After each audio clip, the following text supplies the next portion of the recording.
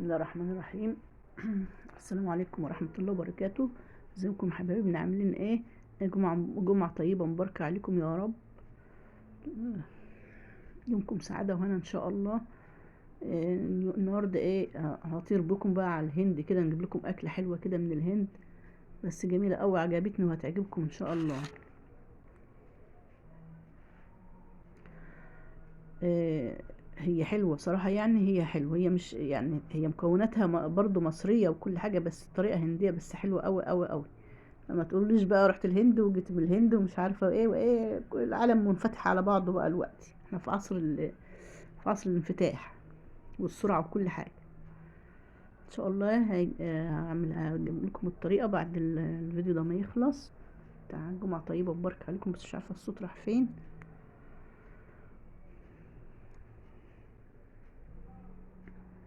مش عارفه الصوت راح فين بس.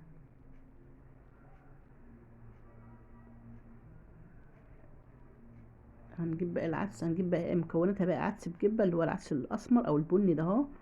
ده كوبايه عدس بجبته كده، نقيتها كويس قوي قوي قوي وغسلتها وهنقعها في ميه، وهجيب بقى المكونات: جزر، كوسه، كرات او كرات زي ما تقول عليه يعني. ده اسمه كرات بشوش، لازم تغسليه كويس قوي قوي وتفتحي العيدان كده اهو، عشان بيبقى فيه طين كده جوه، لازم تغسليه كويس قوي. ده كرات اهيت او اتنين، وكوستين تلاتة كده، وجزرتين كده. هنقول لكم، ولو نقعت العدس شويه كده، وممكن بطاطس، بس انا ما حطيتش بطاطس. عاوزه تحطي بطاطس، هي الوصفه فيها بطاطس برضو مكعبات. قطعي بقى كل حاجه مكعبات، جيبي بصلايه بقى حلوه كده مفرومه خشن كده بالسكينه بايدك، وفصين 3 4 5 6 توم كده برضو مفرومين. حطي البصله في معلقه سمنه او زيت زي ما انت عاوزه.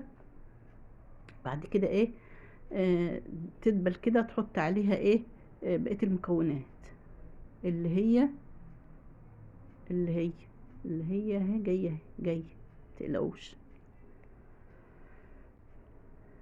بس ندبل البصلة بس شوية كده في معلقة سمنة حلوة كده، أو معلقتين زيت. نحط التوم بقى، حطينا البصل الأول وبعدين نحط التوم. أكلة جميلة جميلة جميلة، أولا تدفي في الشتاء ده هو اللي احنا فيه، ومغذية وحلوة، وتاكليها لوحدها كده، تاخدي كل يعني بولة كده تمليها كده وتاكلي فيها كده، سناكس كده حلو جميل، تسالي كده والله حلوة.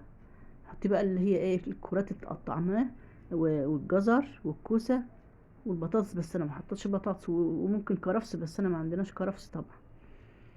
كده بقى ايه، يعني هي ايه، ناقصه البطاطس والكرفس. ما فيش كرفس، حطيت بدلها كزبره خضراء. البطاطس عاوزه تحطي حطي، حلوه برضو، بس انا يعني ايه، ما حطيتش بطاطس، انا عملت الوصفه بنفس الطريقه كده. كده بقى نحطهم يتشوحوا شويه برضو مع البصله والتومه. نحط بقى ايه، بهارات. هي هنقول على البهارات بتاعتها بقى الوقت اهو. لا، هنحط العدس الاول، صح كده، نحط العدس الاول. حطيت العدس كده، بعد الخضار، بعد الخضار اللي متقطع مكعبات، حطيت العدس اللي هو اللي ايه، اللي احنا غسلناه ونقعناه بعد ما نقيته كويس. حطيت برضو كزبره خضراء، عود كزبره خضراء كده، وورقه زعتر خضراء يعني من عندي عشان ازرعاه، وكمون وملح وفلفل. انا قطعت الورقه الزعتر دي، قطعتها صغنن كده خالص، لو زعتر ناشف عادي برضو، ولو مش عاوز تحط زعتر ما تحطيش. حطينا ملح وكمون وفلفل، مقدار معلقه صغيره خالص كده. تمام، هنحط بقى الميه ونسيبها ايه تستوي لحد كده. تمام، لحد ما تستوي بقى نشوف بقيه المكونات اللي احنا هنعملها بقى، التتبيله بتاعتها بقى بتاعت الهنديه بقى. نجيب معلقه سمنه تاني، وفيها بصلايه على النار، نحمرها، مش نحمرها برضو، ندبلها برضو. وبعدين نجيب طماطمتين تلاتة كده نقطعهم مكعبات. ممكن بقى لو ما عندك معلقه صلصه تحطيها في مع العدس والخضار وهو بيستوي، بس انا ما كانش عندي صلصه، او بمعنى اصح ما عرفتش افتح البرطمان بتاع الصلصه. حطيت برضو كراتة برضو مقطعة كمان، يعني هما اتنين، حطيت واحدة مع العدس والخضار، وواحد مع العدس والجزر والبصل. والكوسة، وواحدة مع البصلة دي عشان دي التتبيلة بتاعت العدس، التتبيلة الهندية بقى. كده هنحط ايه؟ الطماطم المقطعة، يعني كل حاجة تتبل، يعني مش تصفر لا، كده بس تشويحة، بس تشويحة كده تبقى لسه فيها لونها الحلو الجميل ده. جيب بقى الطماطم المقطعة اهي، طماطمتين تلاتة اربعة كده قطعيهم. تاني بقولك لو عندك معلقة صلصة حطيها كمان مع الطماطم يعني، بس مع العدس. ولو عاوزة تحطي بطاطس مقشرة ومقطعة مكعبات حطي. دي بقى معلقة هرسة الشطة الهندية بقى المفروض يعني. لو عاوزة تكتري عن كده كتري، احنا طبعا برضو احنا مصريين يعني، اللي عاوز بيحب الشطة الحامية قوي يحط كده. ايه استوت اهي خالص الطريقة دي اهي.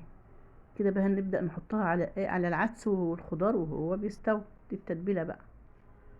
خلي بالكم انا حاطه فيه ميه، اي مقدار كوبايه ميه كوبايتين ميه، هو لحد ما يستوي في ايدك يعني، لحد ما المكونات كلها تحس انها استوت كده، كل حاجه زي ما هي كده، بس جميل جدا. يعني الواحد بيشوفهم يقول ايه لما بياكلوا ايه، لا ده جميله بصراحه يعني، حاجه حلوه خالص.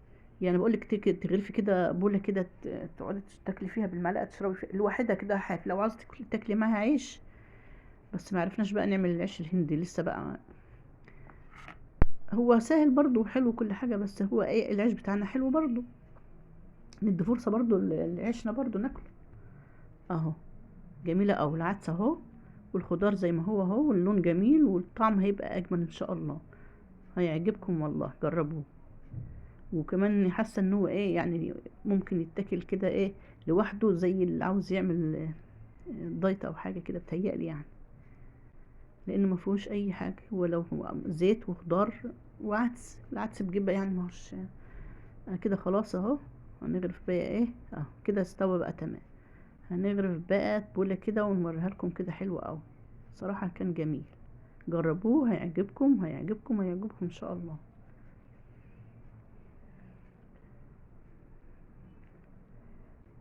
اهو حلو اوي اهو.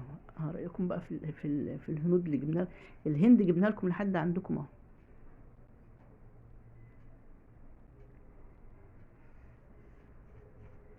بالهنا والشفا ان شاء الله. حلو اوي، حلو صراحة يعني، طعم حلو، طعم العدس مع الخضار ده حلو اوي صراحة. وبعدين العدس بجيب طعمه جميل، يعني هو احلى من العدس الاصفر كمان. اللي بيحبه بقى هيحبه ان شاء الله.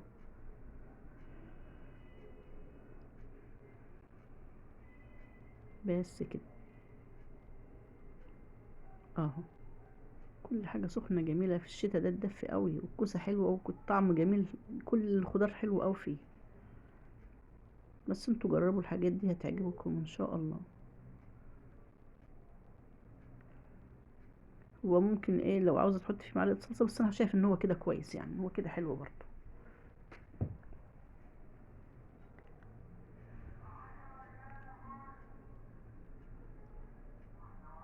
اهو.